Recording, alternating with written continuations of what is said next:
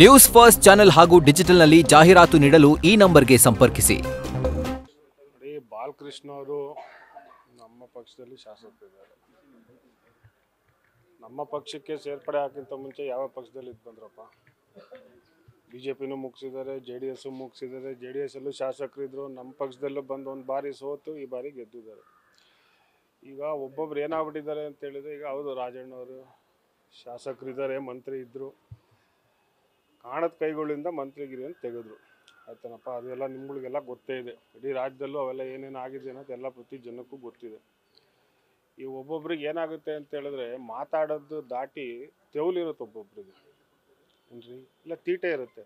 ಅದನ್ನು ತೀರಿಸ್ಕೊಬೇಕು ಅಂತ ಹೇಳಿದ್ರೆ ಈ ರೀತಿ ಮಾತಾಡ್ತಾರೆ. ಎಲ್ಲ ರಾಜಣ್ಣವ್ರು ಮೊನ್ನೆ 3 ದಿವಸದಿಂದ ಅದೇ ನಿಮ್ಮ ಮಾಧ್ಯಮದ ಮುಂದೆ ಹೇಳಿದ್ರಲ್ಲಪ್ಪ, ಪಕ್ಷ ಬಿಡೋದಿಲ್ಲ, ಕಾಂಗ್ರೆಸ್ಸಲ್ಲೇ ಇರ್ತೀನಿ, ಕಾಂಗ್ರೆಸ್ಸಿಂದ ನಾನು ಎಲ್ಲ ಅಧಿಕಾರಗಳನ್ನ ಅನುಭವಿಸಿದ್ದೀನಿ, ನಾನು ಕಡೆವರೆಗೂ ಕಾಂಗ್ರೆಸ್ ಪಕ್ಷದಲ್ಲಿ ಇದ್ದೀನಿ ಅಂತ ಅವರೇ ಹೇಳಿಕೆ ಕೊಟ್ಟಿದ್ದಾರೆ. ಸರ್, ರಾಜಣ್ಣವರೆಲ್ಲೂ ಅಲ್ಲಿ ಇಲ್ಲಿ ಅಸೆಂಬ್ಲಿಯಲ್ಲಿ ಏನು RSS ಹಾಡೇನು ಆಡಿಲ್ವಲ್ಲ, ಅಥವಾ ಅವರ ಬಾಲ್ಯದಿಂದನೂ ಅವ್ರೇನು ಚಡ್ಡಿ ಹಾಕೊಂಡೇನು ಎಲ್ಲೂ RSS ಶಾಖಾ ಮಠಗಳು ಎಲ್ಲೂ ಹೋಗಿಲ್ವಲ್ಲ. ಹೌದಲ್ಲ, ಅವ್ರದ್ದೇ ಆದಂಥ ರಾಜಣ್ಣವ್ರದ್ದು ಅವ್ರದ್ದೇ ಆದಂಥ ಒಂದು ಸಿದ್ಧಾಂತ ಇದೆ.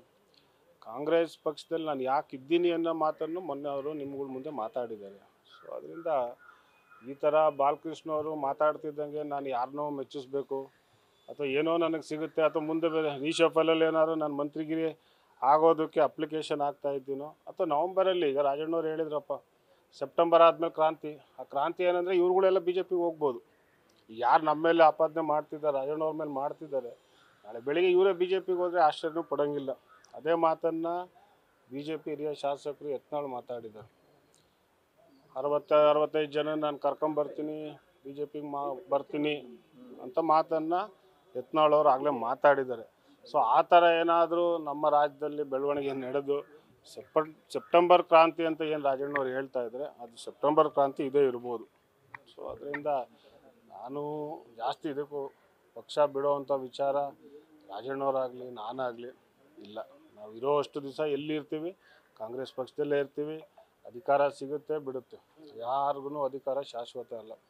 ಇವತ್ತು ನಾವು ಶಾಸಕರಾಗಿರ್ಬೋದು, ಮುಂದೆ ಬರುವಂಥ ಚುನಾವಣೆಯಲ್ಲಿ ಮಾಜಿ ಇರ್ಬೋದು. ಸೊ ಅದರಿಂದ ಅದು ಜನಗಳು ಬಿಟ್ಟಿರುವಂಥದ್ದು. ಸೊ ಅದರಿಂದ ಮಾತಾಡುವಂಥ ವಿಚಾರ ಬಂದಾಗ ನಾಲ್ಗೆ ಮೇಲೆ ಹಿಡ್ಕೊಂಡು ಮಾತಾಡಬೇಕು. ಬಾಲಕೃಷ್ಣ ಈ ರೀತಿ ಮಾತಾಡೋ ಅವಶ್ಯಕತೆ ಇತ್ತ ಈ ಸಂದರ್ಭದಲ್ಲಿ? ಹೇಳಿದ್ನಲ್ಲಪ್ಪ, ಒಬ್ಬೊಬ್ರಿಗೆ ಮಾತಾಡೋ ಚಟ ಇರುತ್ತೆ.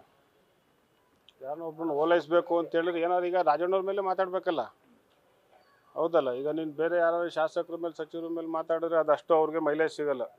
ರಾಜಣ್ಣವ್ರ ಮೇಲೆ ಮಾತಾಡಿದ್ರೆ, ಈಗ ರಾಜಣ್ಣವ್ರ ಮೇಲೆ ಯಾಕೆ ಮಾತಾಡ್ತಾರೆ? ಇವತ್ತು ಮಂತ್ರಿಗಿರಿ ತೆಗೆದ ಮೇಲೆ ಇಡೀ ರಾಜ್ಯಾದ್ಯಂತ ಪಕ್ಷಾತೀತವಾಗಿ ಇವತ್ತು ರಾಜಣ್ಣವ್ರಿಗೆ ಆಗಿರೋವಂಥ ತಪ್ಪಿಗೆ ಮತ್ತೆ ಮಂತ್ರಿ ಸ್ಥಾನ ಕೊಡಬೇಕು ಅಂತೇಳಿ ಪ್ರತಿಭಟನೆಗಳು ಆಗ್ತಾಯಿದೆ ಶಾಂತಿಯುತವಾಗಿ. ಅದಾದಮೇಲೆ ಕಳೆದ ಒಂದು 3 ದಿನದಿಂದ ಮನೆಗೆ ಎಲ್ಲ ಸ್ವಾಮೀಜಿಗಳು ಬಂದಿದ್ದರು. ಸೊ ಅವರು ಆ ಬೆಂಬಲವನ್ನು ಕೊಟ್ಟಿದ್ದಾರೆ. ಹೌದು, ಅನ್ಯಾಯ ಆಗಿದೆ, ನಾವು ರಾಷ್ಟ್ರೀಯ ನಾಯಕರನ್ನು ಭೇಟಿ ಮಾಡಿ ಮತ್ತೆ ನಿಮ್ಮನ್ನು ಸಂಪುಟಕ್ಕೆ ಸೇರ್ಪಡೆ ಮಾಡೋದ್ರಲ್ಲಿ ನಾವು ಪ್ರಯತ್ನ ಮಾಡ್ತೀವಿ ಅಂತ ಅವರು ಹೇಳಿಕೆ ಕೊಟ್ಟಿದ್ದಾರೆ. ಸೊ ಇವೆಲ್ಲ ನೋಡ್ತಿರೋದ್ರಿಂದ ಇವರೆಲ್ಲ ಸೇರೆ ತಾನೇ ತೆಗೆಸಿರೋದು.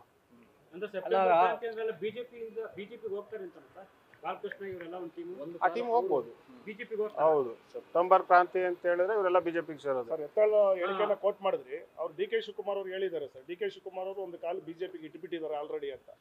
ಹಾಗಾದ್ರೆ ಇವ್ರ ಟೀಮ್ ಎಲ್ಲ ಹೋಗುತ್ತೆ. ಸೆಪ್ಟೆಂಬರ್ ಕ್ರಾಂತಿ ಅಂತ ಏನು ರಾಜಣ್ಣವ್ರು 2 ತಿಂಗಳು ಹೇಳಿದ್ರು, ಈಚೆ ಹೇಳಿದ್ರು, ಅದೇ ವಿಚಾರನೇ ಈಗ ನಾನು ಪ್ರಸ್ತಾಪ ಮಾಡ್ತಾ ಇರುವಂಥದ್ದು. ಸೆಪ್ಟೆಂಬರ್ ಕ್ರಾಂತಿ ಅಂತ ಏನಂತ ಹೇಳಿದ್ರೆ ಎಲ್ಲ BJPಗೆ ಹೋಗ್ತಾರೆ. CM ಸ್ಥಾನಕ್ಕೋಸ್ಕರ ಈ ರೀತಿ ಮಾಡ್ತಾರೆ ಅಂತ ಸರ್? ಯಾವ ಪಕ್ಷದಲ್ಲಾದ್ರೂ CM ಸ್ಥಾನ ಕೊಡ್ತೀನಿ ಅಂದ್ರೆ ಹೋಗ್ತೀನಿ ಅಂತ ಹೇಳ್ತಾರಲ್ಲ, ಹೌದಲ್ಲ, ಅದೇ ಕ್ರಾಂತಿ, ಬೇರೆ ಏನೇನು.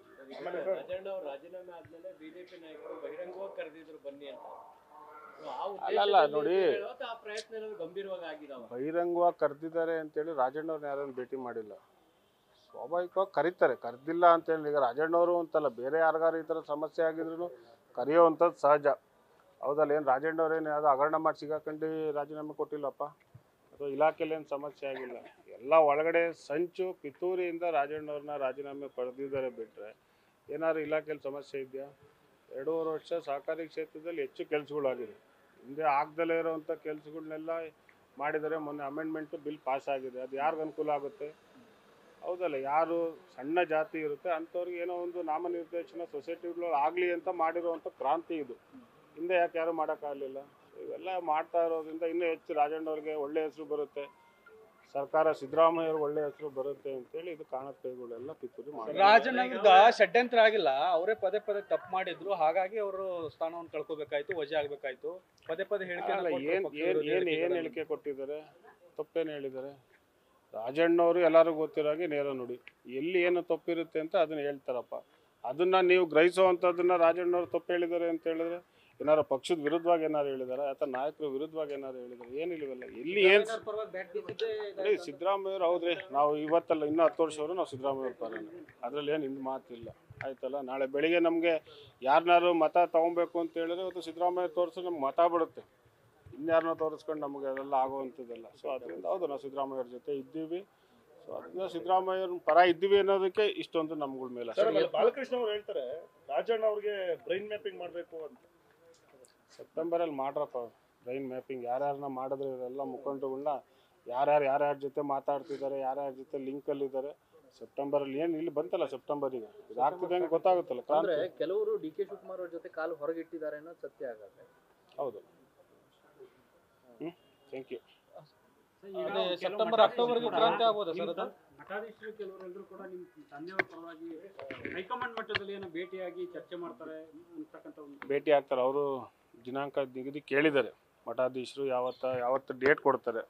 ನಮ್ಮ ಖರ್ಗೆ ಅವ್ರು ಇರ್ಬೋದು, ರಾಹುಲ್ ಗಾಂಧಿ ಅವರು ಇರ್ಬೋದು, ವೇಣುಗೋಪಾಲ್ ಅವರು, ಸೊ ಇವರೆಲ್ಲ ಯಾವತ್ತು ನಿಗದಿ ದಿನಾಂಕ ಕೊಡ್ತಾರೆ ಅವತ್ತು ಸ್ವಾಮಿಗಳೆಲ್ಲ ಹೋಗ್ತಾರೆ. ತಂದೆಯವರು ಭೇಟಿ ಪ್ರಯತ್ನ ಮಾಡ್ತಾ ಇದ್ದಾರೆ ಸರ್? ಅವರು ಕೇಳಿದ್ದಾರೆ, ಅಪಾಯಿಂಟ್ಮೆಂಟ್ ಕೇಳಿದ್ದಾರೆ, ಯಾವತ್ತು ಸಿಗುತ್ತೆ ಅವತ್ತು ಹೋಗ್ಬೇಟಿ ಆಗ್ತಾರೆ. ನನ್ನ ವಜಾ ಹಿಂದೆ ಒಂದು ಷಡ್ಯಂತ್ರ ಇದೆ ಅಂತ. ಈಗ ದೆಹಲಿಗೆ ಹೋಗಿ ಬಂದ ಮೇಲೆ ಷಡ್ಯಂತ್ರ ಬಹಿರಂಗ ಮಾಡ್ತೀನಿ ಅಂತ ಹೇಳಿದ್ದಾರೆ. ಷಡ್ಯಂತ್ರದಲ್ಲಿ ಇರೋರು ಬಹಿರಂಗ ಮಾಡ್ತಾರೆ ಅನ್ನೋ ಕಾರಣಕ್ಕಾಗಿ ಈ ಆರೋಪ ಅಥವಾ ಸುಳ್ಳು ಆಪಾದನೆಗಳು ಬರ್ತಾ ಇದಾವೆ. ಬಿಜೆಪಿಗೆ ಹೋಗ್ತಾರೆ. ಹೌದು ಅನ್ಸುತ್ತೆ, ಇವೆಲ್ಲ ಆಪಾದನೆಗಳು ನೋಡಿದ್ರೆ.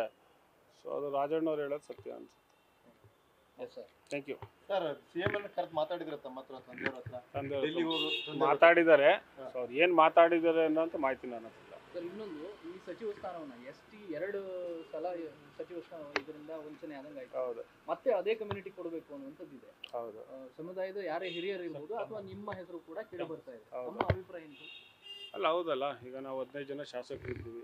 ಜನರಲ್ ಕಾನ್ಸ್ಟಿಟ್ಯೂನ್ಸಿಯಲ್ಲಿ ಗೆದ್ದಿರುವಂಥ 2 ಶಾಸಕರಿದ್ದಾರೆ. ಅದರಲ್ಲಿ ಕೆ ಎನ್ ರಾಜಣ್ಣವರು.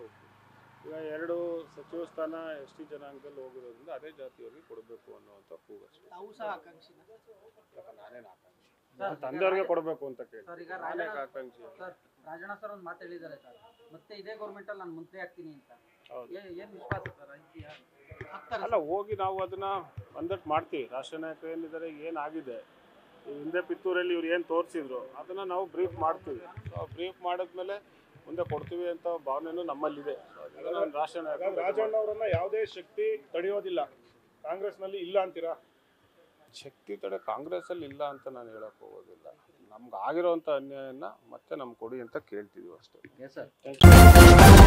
ನ್ಯೂಸ್ ಫಸ್ಟ್, ನಿರ್ಭೀತಿಯಿಂದ ನಿಮ್ಮ ಪರವಾಗಿ.